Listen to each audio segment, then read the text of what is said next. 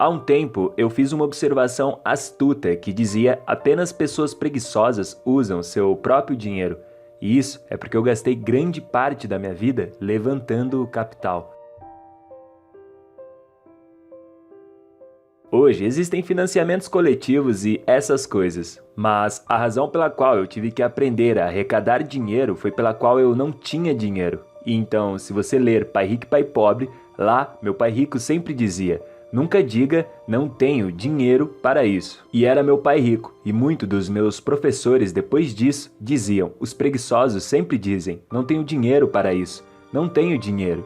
E é por isso que eles são pobres. Eles têm uma mentalidade pobre. Então, ao invés de descobrir como arrecadar dinheiro, é muito mais fácil ser um perdedor.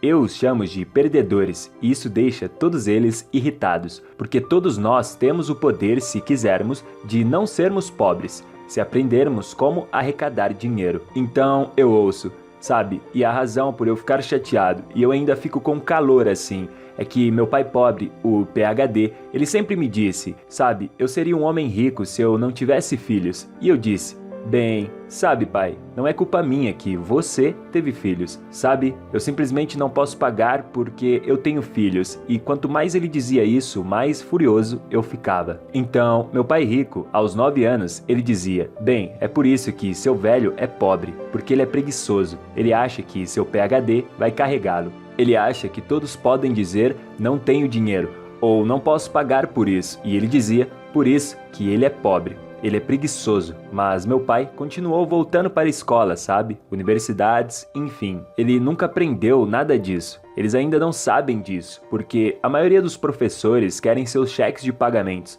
querem sua estabilidade. Eles querem segurança no emprego. Essa mentalidade é diferente e é isso que eles ensinam às crianças. Então, a razão de eu dizer que apenas pessoas preguiçosas usam seu próprio dinheiro é porque é preciso muito mais inteligência para levantar capital. Então, eu nunca fui capaz, desde o meu pai rico, desde menino, meu pai rico me proibiu de dizer, não posso pagar. Ele disse para mim, vá descobrir como você pode pagar, como você vai fazer alguma coisa. Descubra como você pode fazer algo.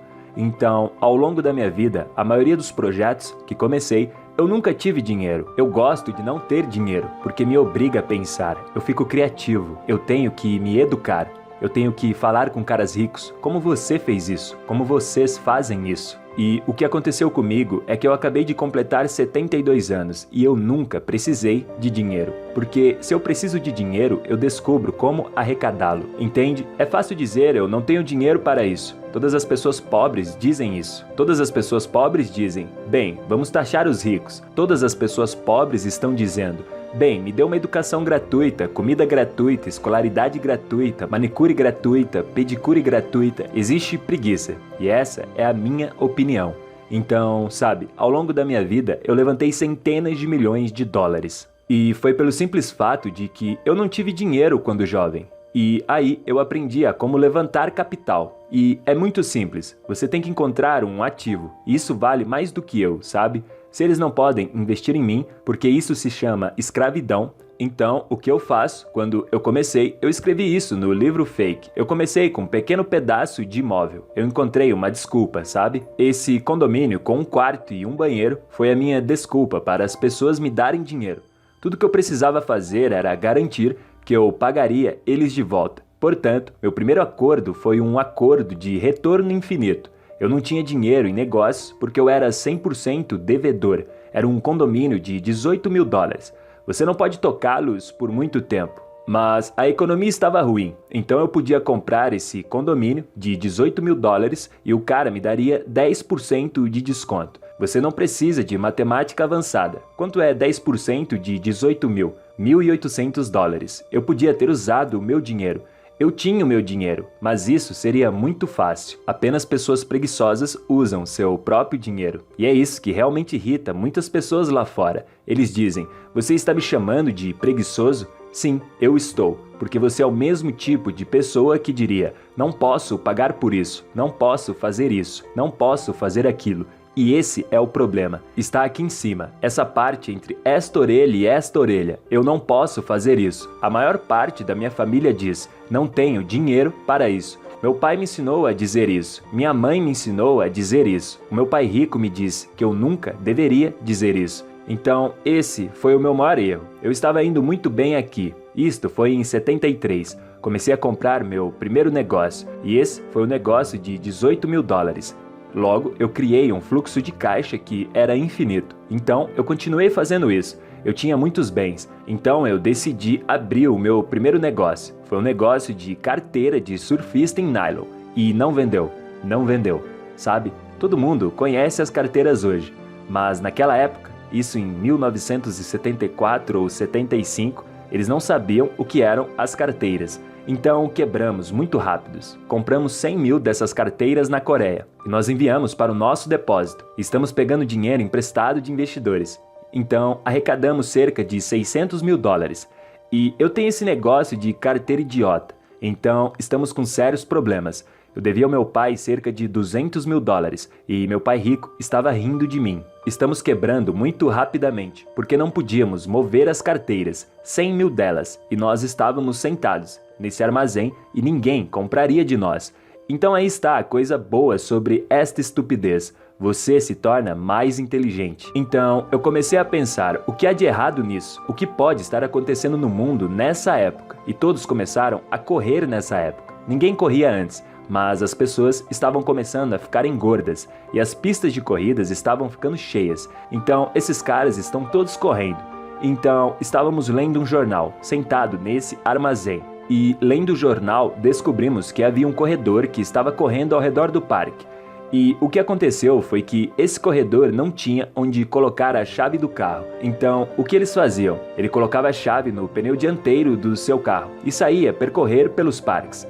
Então, estamos lendo esse jornal. E aí, voilá, quando ele voltou para o seu carro, o carro não estava lá.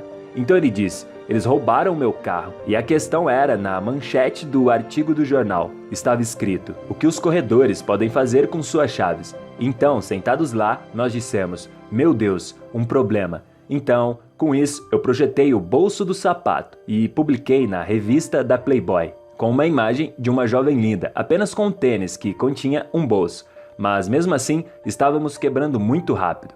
Mas quando essa imagem chegou à Playboy, de repente éramos gênios. E todo mundo começou a jogar o seu dinheiro em nós. E todo esse produto e nossas carteiras estavam vendendo, nossos bolsos de sapatos estavam vendendo, e os investidores estavam felizes e as vendas dispararam.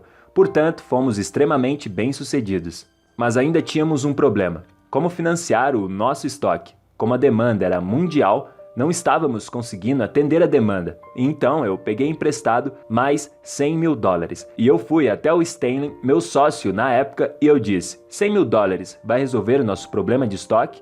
E ele disse, sim, vai. Então eu dei o cheque a ele. E aí ele fugiu com ele.